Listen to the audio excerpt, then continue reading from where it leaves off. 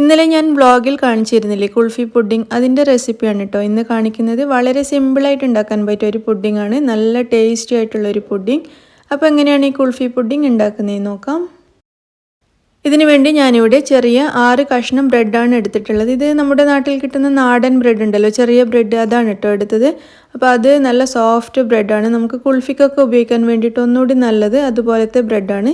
അപ്പോൾ 6 ചെറിയ പീസ് ബ്രെഡാണ് ഞാൻ എടുത്തിരിക്കുന്നത്. അതിൻ്റെ സൈഡൊക്കെ കളഞ്ഞതിന് ശേഷം ഇതുപോലൊരു മിക്സിയിലേക്ക് ചെറുതായിട്ടൊന്ന് കട്ട് ചെയ്തിട്ട് കൊടുക്കാം. ഞാനിവിടെ 1.5 കപ്പ് പാൽ എടുത്തിട്ടുണ്ട്. ഇതിൽ നിന്നും പകുതിയോളം പാൽ ഈ മിക്സിയിലേക്ക് ചേർത്ത് കൊടുക്കാം. അതായത് 1/4 കപ്പോളം പാൽ ഈ ബ്രെഡിൻ്റെ കൂടെ ഒഴിച്ചു കൊടുക്കാം. ഇനി ഇതിലേക്ക് ഒരു 15 ബദാം ചേർക്കാം. ബദാം സോക്ക് ചെയ്തെടുക്കേണ്ട ആവശ്യമൊന്നുമില്ല, അങ്ങനെ തന്നെ ചേർത്താൽ മതി. ഇതിലേക്ക് ഒരു 15 വരെ കശുവണ്ടിയും കൂടി ചേർത്ത് കൊടുക്കാം. 10-20 പിസ്തയും കൂടി ഇതിലേക്ക് ചേർക്കാം. നട്ട്സ് ഇപ്പോൾ എല്ലാതരം നട്ട്സ് ഇല്ലെങ്കിലും കുഴപ്പമൊന്നുമില്ല കേട്ടോ. ബദാമോ കശുവണ്ടി ഏതെങ്കിലും ഒരെണ്ണം ആയാലും മതിയാവും, എല്ലാവിധം നട്ട്സും വേണമെന്ന് നിർബന്ധമില്ല.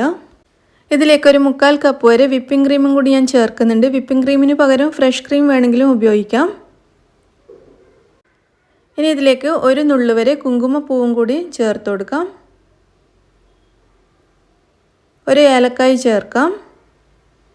ഇനി ഇതെല്ലാം കൂടി ഒരുമിച്ച് നന്നായിട്ടൊന്ന് അരച്ചെടുക്കാം. ഈ അരച്ചെടുത്ത മിക്സ് ഒരു ബൗളിലേക്ക് ഒഴിച്ചു വെക്കാം.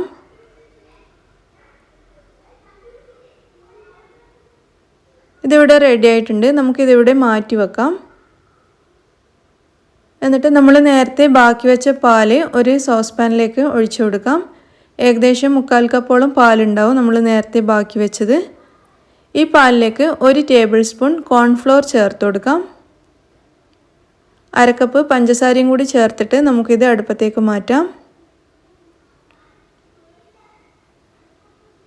അടുപ്പത്ത് വെച്ചിട്ട് ഇത് നമുക്ക് നന്നായിട്ടൊന്ന് കുറുക്കിയെടുക്കണം. അപ്പോൾ ആദ്യം ഇത് വെച്ച ഉടനെ തന്നെ നമ്മളിങ്ങനെ ഇളക്കിക്കൊണ്ടേ ഇരിക്കണം, അല്ലെങ്കിൽ ഇത് പെട്ടെന്ന് അടിയിലൊക്കെ പിടിക്കും. ചെറുതായിട്ടൊന്ന് ചൂടായി വരുന്ന സമയത്ത് നമുക്കിതിലേക്ക് 3 ടേബിൾ സ്പൂൺ പാൽപ്പൊടി ചേർത്ത് കൊടുക്കാം. എന്നിട്ട് അതും കൂടി നന്നായിട്ടൊന്ന് മിക്സ് ചെയ്യാം. ഇനി ഇത് നന്നായിട്ട് തിളപ്പിച്ച് കുറുക്കിയെടുക്കണം. തുടർച്ചയായിട്ട് ഇതുപോലെ ഇളക്കിക്കൊണ്ടേ ഇരിക്കുകയും വേണം.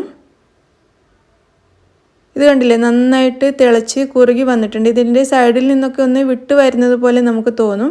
അത്രയും നന്നായിട്ട് കുറുകി കഴിയുമ്പോൾ നമുക്കിത് അടുപ്പത്തു നിന്ന് മാറ്റാം.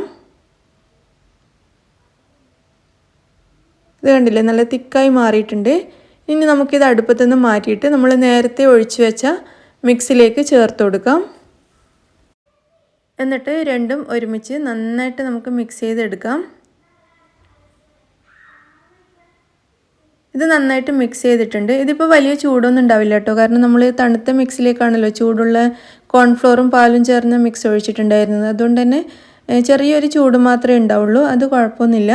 അപ്പോൾ നമുക്കിത് ഇളം ചൂടോട് കൂടിയിട്ട് തന്നെ പുഡിംഗ് സെറ്റ് ചെയ്യാൻ വേണ്ടിയിട്ടുള്ള ഒരു ട്രേയിലേക്ക് ഇത് മാറ്റി കൊടുക്കാം. മുഴുവനും ഒരുമിച്ചൊരു ട്രേയിലേക്ക് ഒഴിച്ചിട്ടുണ്ട്.